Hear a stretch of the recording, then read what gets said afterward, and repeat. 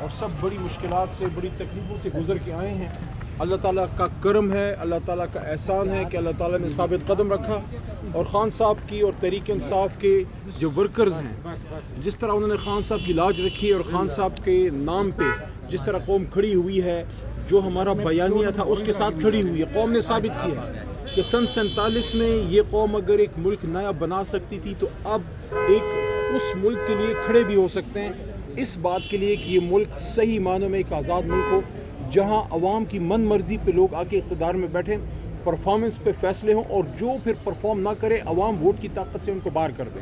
باہر کی ڈکٹیشن پہ یہ ملک مزید نہیں چلے گا. لندن سے انکار کے بعد اب واشنگٹن کی طرف سر جھکانا یہ تو عجیب سی بات ہے. پھر 75 سال پہلے ہم نے تاج برطانیہ کو کیوں بر صغیر پاک و ہند سے باہر نکالا تھا؟ اگر آج ہم ان کے حکم پہ اپنے ملک کے فیصلے کریں, اسی کی سزا عمران خان صاحب جیل میں کاٹ رہے ہیں. ایبسلیوٹلی ناٹ کہنے کی سزا کاٹ رہے ہیں. امریکہ جا کے حرمت رسول صلی اللہ علیہ وسلم کی جنگ لڑنے کی سزا کاٹ رہے ہیں. عوام کے لیے حقیقی معنوں میں انصاف کی بات کرنے پہ وہ اپنی سزا کاٹ رہے ہیں. انشاءاللہ سب سے پہلے جو عہدہ آج ہوا ہے وہ یہ ہے کہ تحریک انصاف بھرپور کوشش کرے گی کہ انشاءاللہ عمران خان صاحب جو اس پاکستان کے نہیں بلکہ امت مسلمہ کے لیڈر ہیں, ان کو قانونی طور پہ ایک پراپر پولیٹیکل اور قانونی جدوجہد کے بعد ان کو نکالا جائے. ہمارا سب سے پہلا ہمارا مقصد, ہماری من مرضی, ہماری منشا یہ ہے کہ خان صاحب اور ساتھ میں ہماری جو لیڈرشپ ہے, شاہ محمود قریشی, ان کے ساتھ ساتھ پرویز الہی صاحب, ڈاکٹر یاسمین راشد صاحبہ, ہمارے پنجاب کے سابق گورنر جناب چیمہ صاحب, ان کے ساتھ ساتھ ہمارے سابق پنجاب کے صدر اور ہمارے بہت سی خواتین کارکنان, سب کے سب جو ہیں ان کو نکالنے کے لیے ہماری بھرپور جدوجہد ہوگی. ہم ایک پرامن لیکن پرزور سیاسی جدوجہد کریں گے. ہم کبھی بھی کسی کے گریبان میں ہاتھ ڈالنے کے قائل نہیں ہیں, لیکن کسی کو اجازت نہیں دیں گے کہ وہ ایک حد کراس کرے. پارلیمنٹ کے اندر ہم اپنا بھرپور سیاسی کردار ہم ادا کریں گے. کل سے انشاءاللہ سٹارٹ ہوگا. آج خیبر پختونخوا میں ہمارے ممبران نے اوتھ لے لیا ہے, پنجابی ممبران نے لے لیا ہے. اصل میں جو ہمارا مینڈیٹ ہے اس کا آدھا تقریباً ہم سے لے لیا گیا ہے. خیبر پختونخوا میں ہمارے 90 ممبران, پنجاب میں 107, یہاں 86 اس وقت ہمارے ایفیڈیوٹ پہ, کچھ ابھی اوپن میں ہیں کیونکہ انہوں نے انٹرا پارٹی الیکشن لڑنا ہے. 9 سندھ میں ہے. پورا کا پورا کراچی ہم سے چھین لیا گیا. پنجاب میں آپ یہ دیکھیے کہ میاں نواز شریف صاحب کی جماعت کے انکلوڈنگ ہم بشمول ان کی تمام بڑی لیڈرشپ اپنی سیٹیں ہار چکے ہیں. میاں صاحب خیبر پختونخوا مانسیرا سے ہار چکے ہیں, لاہور سے بھی ہارے ہیں لیکن فارم 47 بھی جیتے ہیں, فارم 45 پہ ہمارے لوگ جیتے ہیں. مریم بی بی کا میں حیران ہوں, مریم بی بی وزیر اعلیٰ تو بنا دی گئی, لیکن جس سیٹ پہ وہ جیتے ہیں وہاں مہر شرافت صاحب ہمارے نوجوان رہنما وہاں سے جیت چکے ہیں. ان کے بڑے بڑے سورما جو ہے وہ ہارے, لیکن کچھ کو فارم 47 پہ جتایا گیا. پورا اسلام آباد ہم جیت چکے ہیں لیکن ہمارے لوگوں کو فارم 47 پہ ہرایا گیا. اور فارم 47 کیا ہے, فارم 45 کیا ہے؟ فارم 45 وہ رپورٹ ہے اس گراؤنڈ سچویشن کی کہ ہر پولنگ اسٹیشن پہ جتنا ووٹ پڑتا ہے وہ سارا فارم 45 پہ آپ کے سامنے ہوتا ہے. پریزائڈنگ افسر کی دستخط ہوتے ہیں, اس پہ اسسٹنٹ پریزائڈنگ افسر کے دستخط ہوتے ہیں, انگوٹھوں کا نشان ہوتا ہے.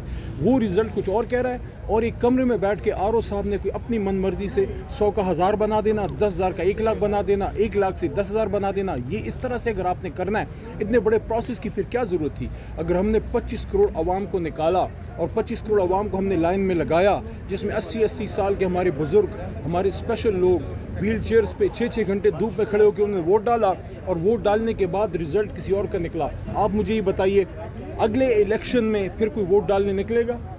اگر لوگوں کے ذہن میں یہ آ گیا کہ ہم ووٹ کیوں ڈالیں, رزلٹ تو فارم 47 پہ بنے گا. یہ چیز پاکستان کی جمہوریت کے لیے زہر قاتل ہے.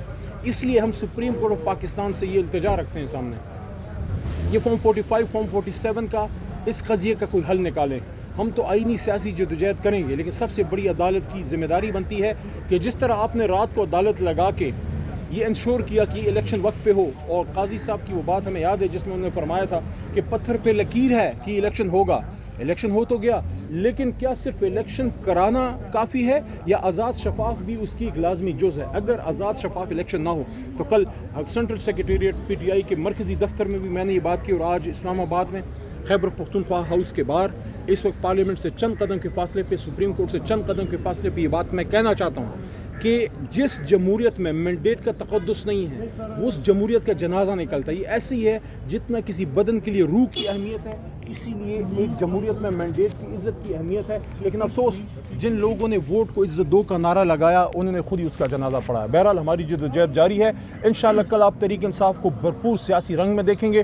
انشاءاللہ عمران خان صاحب کا جو میسج ہے، ان کی جو ہوپ ہے، ان کی جو توقع ہے اپنے ممبران سے کہ ان کے مینڈیٹ کی حفاظت ہو اور عوام نے جس جذبے سے ووٹ دیا ہے انشاءاللہ اس کی حفاظت ہوگی.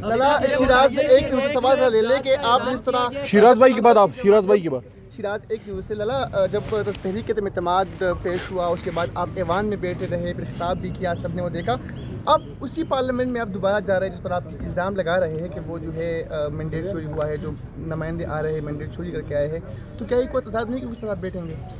میدان کوئی خالی نہیں چھوڑیں گے، مورچہ خالی نہیں چھوڑنا. کل کچھ سرپرائز دے رہے ہیں ہفتے کے روز جس احتجاج کی کال دی گئی ہے پارٹی کی جانب سے، کیا باقی جماعتیں بھی اس میں شرکت کریں گی؟ کوشش کریں گے کہ وہ جماعتیں جن کا یہ دعویٰ ہے کہ ان کا مینڈیٹ چوری ہوا ہے، جس میں مولانا صاحب ہیں، جس میں اچکزئی صاحب ہیں، جس میں جماعت اسلامی ہے، جس میں اور جماعتیں ہیں.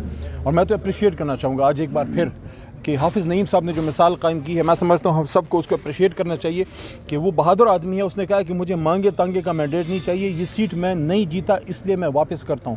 مسلم لیگ نون میں ایسے لوگ ہیں، چیمہ صاحب کی میں بات نثار چیمہ صاحب، ان جیسے لوگوں کی بات کرنا چاہوں گا جن کو آفر کی گئی، انہوں نے کہا نہیں ہم نہیں جیتے، ہم اپنے لوگوں سے دھوکہ نہیں کر سکتے. بننے جا رہی ہے، کیا لگتا ہے حکومت کو کتنا ٹف ٹائم دیں گے؟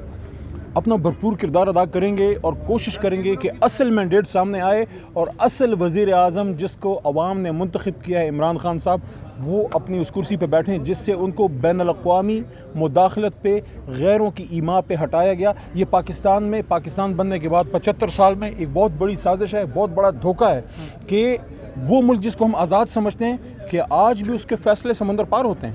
اچھا سر، علی صاحب کو خط لکھا جانا ہے پی ٹی آئی کی جانب سے، کب تک وہ خط لکھ دیا جائے گا اور اس میں کیا کیا چیزیں جو ہے اس کا ذکر کیا گیا؟ یہ بہت اہم سوال ہے. قاضی انور صاحب ہمارے بڑے سینئر وکیل ہیں، انہوں نے خان صاحب سے میٹنگ، اس میں وہ موجود تھے جس میں خان صاحب نے یہ بات کی تھی اور یہ بات سامنے آئی کہ IMF سے جو معاہدے میں حکومت پاکستان جا رہی تھی، خان صاحب بطور وزیر اعظم تحریک انصاف کی حکومت سے انہوں نے ایشورنس مانگی تھی کہ ہم آپ کے ساتھ ایگریمنٹ میں تو جاتے ہیں لیکن کیا آپ بطور وزیر اعظم عمران خان صاحب ایشور کرتے ہیں کہ آپ کے نیچے جو الیکشن ہوگا وہ آزاد شفاف ہوگا؟ انہوں نے ایشورنس دی. تو عمران خان صاحب کا ان کا سارا کیس یہ ہے کہ ہم نے تو ایشورنس دی، کیا IMF نے یہ انشور کیا کہ اب الیکشن آزاد شفاف؟ علی صاحب لاسٹلی یہ بتا دیجیے کہ پاکستان تحریک انصاف کے انٹر پارٹی انتخابات میں چیئرمین کا امیدوار کون ہوگا اور کل اپوزیشن لیڈر آپ کی طرف سے کون ہوگا؟ انشاءاللہ گور صاحب ہمارے عمر ایوب خان صاحب جو ہیں وزیر اعظم کے کینڈیڈیٹ ہیں اور آٹومیٹکلی ان کو بننا ہے، لیکن دیکھتے ہیں خان صاحب کیا فیصلہ کریں. انشور کیا کہ اب الیکشن آزاد شفاف. علی صاحب لاسٹلی یہ بتا دیجیے کہ پاکستان تحریک انصاف کے انٹر پارٹی انتخابات میں چیئرمین کا امیدوار کون ہوگا اور کل اپوزیشن لیڈر آپ کی طرف سے کون ہوگا؟ انشاءاللہ گور صاحب ہمارے عمر ایوب خان صاحب جو ہیں وزیر اعظم کے کینڈیڈیٹ ہیں اور آٹومیٹکلی ان کو بننا ہے، لیکن دیکھتے ہیں خان صاحب کیا فیصلہ کریں.